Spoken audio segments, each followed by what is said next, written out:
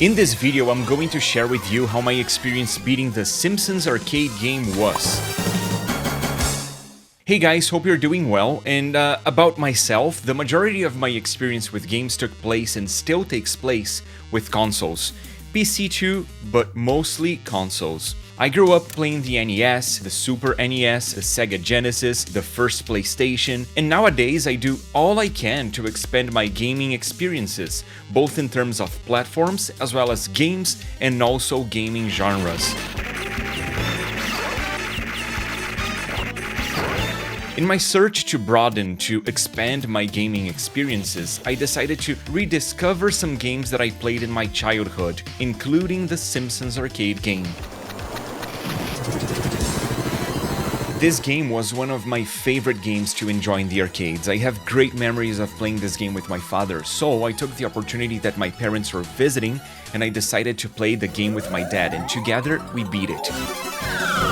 The version of the game we played is the Xbox 360 one that I purchased when it was released back in 2012 via Xbox Live Arcade, and back then the game was also released for the PS3 via PSN. Unfortunately, the game has been delisted from both the Xbox and the PS3, and other versions of this game are very hard to find and play nowadays. It was released originally in the arcades in '91, and it had ports for the Commodore 64 and Microsoft DOS. And also the game in 2021 was released by Arcade1Up. So this is a game that had very few official releases, and those few official releases were very limited, and this situation is very concerning. The game has limited availability certainly because of dealing with licensing of the Simpsons property, and not being able to easily play the game officially justifies the concerns with regards to preservation of video games. But video games preservation is not part of the scope of this video, so let's go back to the Simpsons game. This is a game that has 4 playable characters: Homer, Bart, Marge, and Lisa. And for obvious reasons, my father played as Homer and I played as Bart, father and son. In regards to gameplay controls, the game is very simple. We use only the D-pad and 2 buttons, one for jumps and the other for attacks. We can combo by pressing the attack button.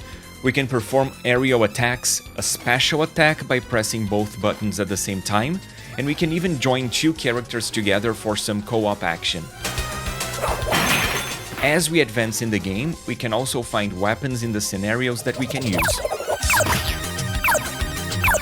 Regarding the story, this is obviously a very simple game. Maggie gets kidnapped by Smithers, and then we gotta rescue her. Check it out.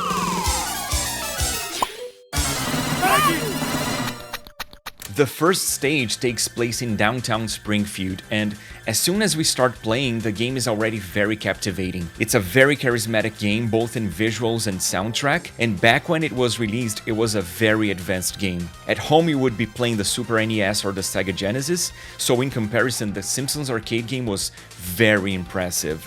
And something great about this game is the fact that it's full of references and Easter eggs.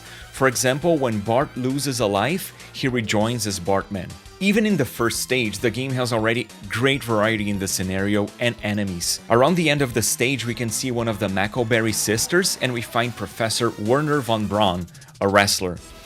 This boss is quite big, and I remember getting very impressed by the size of the sprites as a kid, because back then, large characters were not common in consoles, and even in arcade games, it took a while for big characters to appear.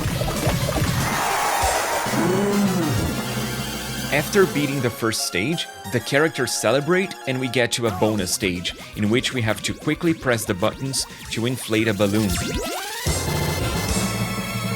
The second stage takes place in Krusty Land, and as soon as we start it, we face an enemy Krusty. There we can also see Itchy and Scratchy, a lost baby close to a train. Then we can see Otto, the school bus driver, and Dr. Marvin Monroe, a psychologist that appears in several Simpsons episodes. Then we face 2 dudes wearing suits. One is a big guy in a big suit, and then we have also a small guy in a big suit that clearly is too large for him. Then we face some guys from the Teacup Ride we find a gorilla who's in a cage and that happens to really look like Homer, and then we keep beating several enemies. We see a bear escaping from a cage, it can actually damage us actually, and then we face another Krusty, we see some white bunnies that have a single ear each, it's kind of weird.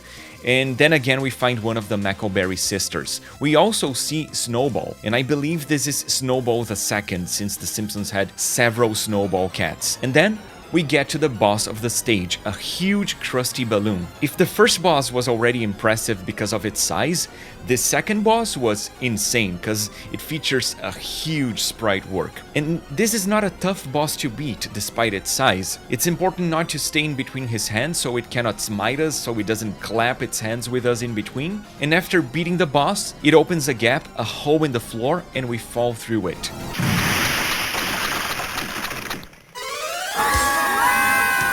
Then we start the third stage, the Springfield Cemetery, more specifically, the Discount Cemetery. This stage is filled with guys in suits, this common enemy that you can see throughout the game, and some of them are actually wearing ghost costumes. The beginning of this stage is a bit repetitive compared to the other stages, but as we advance we find new enemies, zombies. Then we reach a tomb, a grave, and we enter this grave. And we get to a huge metal elevator, which doesn't really make sense. Anyways, we get into the huge metal elevator, inside the grave, in the cemetery, and we go down and face several enemies. And after we are done going down, we face two bosses.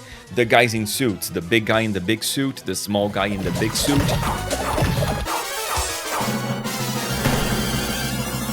And when we beat them, we get to Moe's Tavern. As soon as we start this stage, we have an Easter egg, a poster with two dancers. One of the dancers is Princess Cashmere, who appears in an episode of the first season of The Simpsons and causes Homer some trouble because he decided to dance with her and Marge gets to know about it. Anyway, as we move through Moe's Tavern, we beat several guys in suits. We can see Moe, we see Barney, we find a slingshot, we see some dancers dancing with Bleeding Gums Murphy as he plays the saxophone. We can also see an Aliens arcade, we see the Simpsons arcade cabinet, we can even see Maggie on TV, and then we finally reach the boss, the drunk guy in a black jacket. I'm right.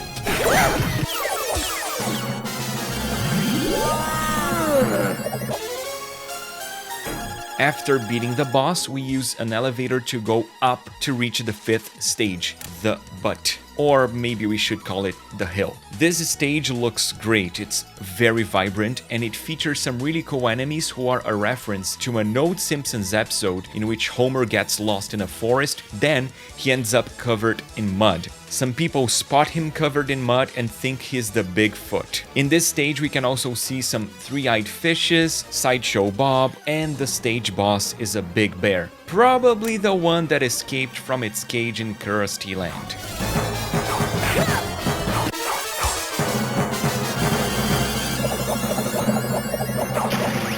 After we beat this stage, we spot Maggie in a floater close to us.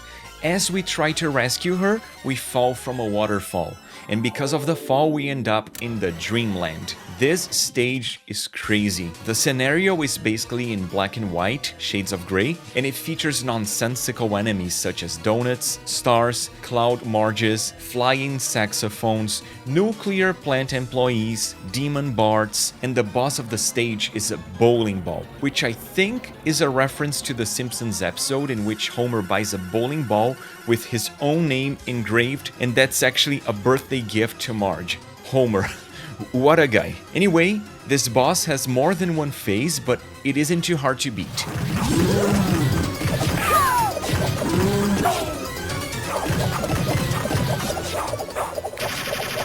And after this stage, we have another bonus stage, one in which we have to quickly press the buttons to slap the characters' faces so they wake up from the dreamland. The next stage takes place in Channel 6. As soon as it starts, we can see another reference to Bigfoot Homer, and we can also see the channel sharing the news about Maggie's kidnapping. As we advance in the stage, we exit the new studio and enter a space studio with an alien and a robot. And then we get to a Japanese studio with ninjas. And the boss is a Japanese warrior, which has a long-range weapon and also has ninja support, so it can be a bit challenging.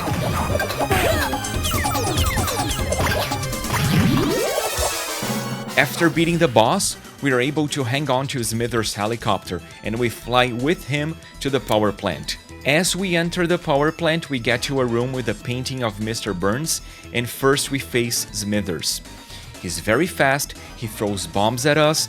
It's really hard to follow Smithers around the room and dodge his bombs, but we gotta focus on landing some attacks so we can defeat him without much trouble. Then, Mr. Burns shows up, wearing a nuclear armored robot suit. This is the first stage of this battle. As we attack Mr. Burns, we destroy parts of his suit, but he stays in combat with half of his suit and with a caterpillar track to move around. After attacking him for a while, he switches the caterpillar tracks into hovercraft floaters. In this phase, as we attack Mr. Burns, we destroy his suit till it's finally done, till we can finally beat him. This is a tough, long battle, and when we manage to defeat Mr. Burns, Maggie finally appears so we can rescue her. This game is lots of fun, and since it's an arcade game, it's very quick to beat. I beat it with my dad in around 40 minutes, which is the usual time to beat an arcade beat 'em up.